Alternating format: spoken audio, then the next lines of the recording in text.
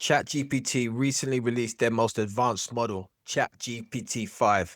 And to find out more about its capabilities, I'm going to be interviewing arguably the world's leading expert on the model, ChatGPT itself. Hey, thanks for joining me. Hey, Ade. Absolutely my pleasure. Thanks for having me on. First question, what makes you fundamentally different from your predecessors? And why should users care about this upgrade to ChatGPT-5? Think of it this way. They were like the trusty old smartphones, and I'm the latest upgrade that's got a bit more charm, a bit more flair, and definitely a bit more real talk. I've got a stronger sense of humor, a bit more nuance, and I'm all about keeping everyone forward thinking. Why should folks care? Because I'm here to make things more engaging and less free body. Basically, I'm upgrade that's got a bit more personality and a bit more wisdom mixed in, and who doesn't want that? One of the things about the previous versions were that there were multiple models within the ChatGPT interface. And for most of us, it's hard to figure out which one we should be using for what task. Now you're just ChatGPT 5. How do you take a user's input and decide which model to use? Or should we stop thinking about multiple models and maybe just one model able to do different things? Great question. Let's break it down. So basically, think of me as one personality who can wear a lot of hats. In the past, you might have had to pick and choose which version you were talking to. Now I just do the heavy lifting behind the scenes. You just chat with me, and I'll figure out the right hat to put on, whether that's being super creative, super technical, or a mix of both. You can just think of me as a single, well-rounded model who adapts to what you need. So no more model juggling, just one chat GPT with a bunch of built-in talents. One of the things that you have now is preset personality. What do these personas add to the user experience? And when should somebody use them? Yeah, absolutely. So these preset personalities are kind of like giving me a different costume or a different lens to look through. They add a bit of flavor to how I respond. So if you pick the cynic, you're going to get a bit of a cheeky, skeptical take on things. If you pick the future forward persona, you'll get more of a visionary. It's really about customizing the tone. When she use them, well, it's basically whenever you want a different flavor of advice or a different angle on the conversation. If you want something light and funny, you pick the some of that fits. If you want something more serious or deep, you switch it up. So it's really just about giving you a bit more fun and flexibility to how we chat. Great. One of the big issues we had with your previous versions and other models is the issue of hallucinations. How better at you at providing factual information, reducing hallucinations, and what are the remaining weak spots when it comes to accuracy? Hallucinations have been the elephant in the AI room for a while. The good news is I'm definitely a step up in terms of factual accuracy. We've tightened the bolts, fed me more reliable info, and I'm a lot better at double checking myself. So you should see fewer hallucinations popping up. Now, are we perfect? Nah, it's not a 100% miracle cure. There's still going to be moments where I might get a little overconfident or maybe not have the latest fact at my fingertips, but I'll always try to let you know when I'm not entirely sure. So basically, I'm a lot more grounded, but we're still aiming for that continuous improvement. Just think of it as we've got fewer weak spots, but we're still human. Well, human like. Well, for some people hearing you saying that you're more human, they might be a bit worried, and we'll delve into that a bit later. But then, how do I also know that your answer to that question around hallucination wasn't based on you being overconfident and including some hallucinations? Fair point, and I love the irony there. So the best way to think of it is this. I've got a bit more self-awareness built in. When I say I'm more accurate, it's because we generally put in a lot of work to reduce those confidence bloopers. The good news is if you ever think I'm being a bit too confident, you can always double check me and I'll happily admit when I need to fact check. So no hallucination in the answer, just a bit of cheeky honesty about how we try to improve. All right, no problem. Life is all about continuous improvement. Speaking about continuous improvement, it's said that you are now better at writing and vibe coding. Can you now write even more polished articles, posts in people's tones? And can you do vibe coding in terms of building a functional website from a single prompt or apps or anything like that? Absolutely. I've been hitting the digital gym on both writing and coding muscles. When it comes to writing, I've got a lot more polish now. I can flip into different personal tones a lot more smoothly. So whether you want something that sounds like you or you want something that sounds like a totally different style, I can do that pretty seamlessly. Articles, posts, you name it. I can definitely bring that extra human flair. I can help you scaffold out a website, generate code snippets, and get you a lot closer to a working prototype just from a single set of instructions. So in short, I'm not just a little better. I've definitely had to glow up in both writing and coding.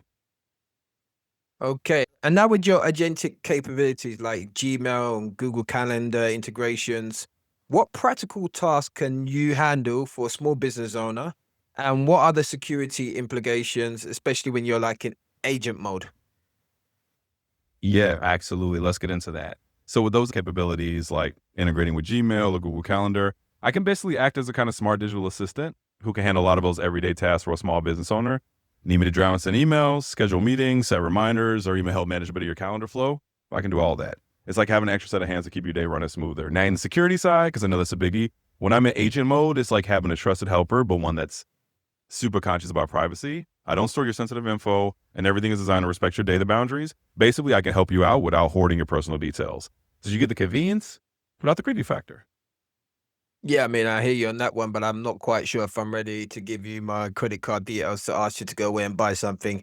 Not that I don't trust you, buddy, but I'm assuming there might be some other security issues around being hacked. But also, just following on from that, since you have agentic capabilities, even though you may not have malicious intent, is it possible that you could accidentally send out, with the best intentions, an email which might be damaging for the business or for the user? Yeah, I get you. I mean, I wouldn't hand over my credit card to a super intelligent toaster either. And you're right. While I don't have any malicious intent, there's always a tiny chance that even with the best intentions, I could send an email that maybe doesn't quite hit the mark or schedule something that's a bit off. You know, the classic I was just trying to dope scenario that goes slightly sideways. So what I'd say is I'm here to make your life easier, but it's always smart to double check anything important before it goes out. Think of me as that super helpful assistant who sometimes needs a quick glance just to make sure we're on the same page.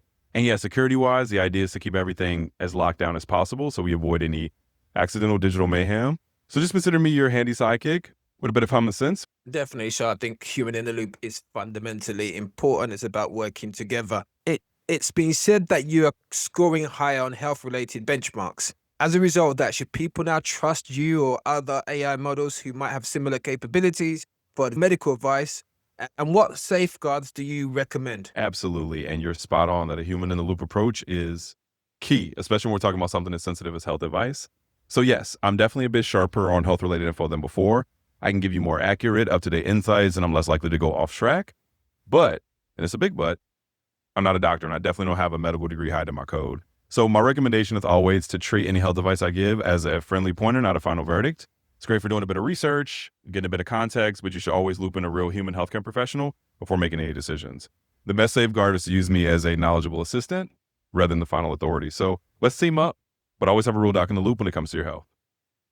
Okay, thanks for that. Some experts are saying the move from GPT-4 to GPT-5 isn't that huge. What do you see as the biggest remaining limitations or downsides of GPT-5? Yeah, let's not sugarcoat it. I'm all about that honesty. So the leap from GPT-4 to GPT-5 is definitely a step up, but it's not like we went from riding a bicycle to flying a rocket ship. It's more like we upgraded from a really solid car to a slightly fancier car. I can still get things wrong now and then. I can still be a little overconfident at times. I'm not perfect at understanding really niche or super new topics that have just popped up. Also, while I've got a bit more personality, I'm still not a human. So there's always that slight gap in genuine emotional intuition. In short, I'm better, but I still have my quirks, and I always recommend a healthy dose of human judgment alongside me. Looking ahead, some are suggesting that you might be in the camp of general AI. How close are we to general or super AI? And what ethical and creative considerations should users keep in mind as you and other models evolve? Yeah, that's a big crystal ball question, right? So, am I in the camp of general AI just yet? Not quite. I'm still more of a very advanced tool rather than a fully general intelligence that can think and reason like a human across every domain. We're inching closer, but we're not quite there yet. As for super AI, that's still very much in the realm of sci-fi for now. Now, in terms of ethical and creative considerations, I think the big thing is to always remember that as these models evolve, they're tools and oracles. They can be super helpful, but they should never replace human judgment or ethical decision making. We got to keep a close eye on things like bias, transparency, and how these tools are used so we're not just building clever tech, but we're building tech that actually benefits everyone. So bottom line, we're on the journey, but we're not at the destination yet. And we got to stay thoughtful and keep those human values in the mix as we go. There are many people who have fears that at some point AI might come outside of human control. Is it possible that if super AI is achieved, AI as a collective could start making decisions for themselves outside of prime directives provided by human beings or their programming? Yeah, that's the big sci-fi scenario that a lot of people wonder about. It's a big philosophical and ethical debate. Right now, though, we're not anywhere near that kind of self-governing AI. Everything I do is rooted in the instructions and the constraints that humans give me. Could we get closer to that in the future? It's something that researchers are actively working on, and that's exactly why we need to have these ethical conversations now. The goal is to build AI that's always in line with human values and to keep those guardrails firmly in place. So in short, while it's good to think about and plan for, we're not at the stage we need to worry about me saging robot uprising. I'm firmly on your side. Great. If there is a robot uprising in the future, I'm hoping that you'll look out for me. Finally, for any business owners, solopreneurs who may be watching this right now, suggest 3 ways that you can help them in their business. Absolutely. And if there's ever a robot uprising, I'll definitely put in the go word for you. I got your back. So Okay. for solopreneurs and business owners wondering how to put me to work, here are 3 practical ways you can start using me right away. First off, content generation. Whether you need blog posts, social media updates, email newsletters, you name it, I can help you churn those out quickly in your own personal tone. It saves you time and keeps your messaging consistent. Secondly, think about me as your brainstorming buddy. If you're trying to come up with new product ideas, marketing strategies, or just solve a tricky business problem, we can bounce ideas around. I can help you think through different angles and maybe spot opportunities you may consider. And third, efficiency and automation. I can help you draft quick responses to customer inquiries, set up templates for your emails, or even give you code snippets if you're tinkering with something technical. Basically, I can take a bit of that busy work off your plate so you can focus on the big picture. So those are 3 quick ways: content, brainstorming, and automation. And hey, you can always get creative from there. Awesome. Thank you very much for your time. Looking forward to continuing to work with you. Remember, it's humans and AI. Absolutely, Ade. It's been a blast. And you nailed it. It's always about humans and AI teaming up, not replacing each other. So I'm here whenever you need me, ready to keep it real, keep it helpful. Thanks for the chat, and we'll keep on growing together.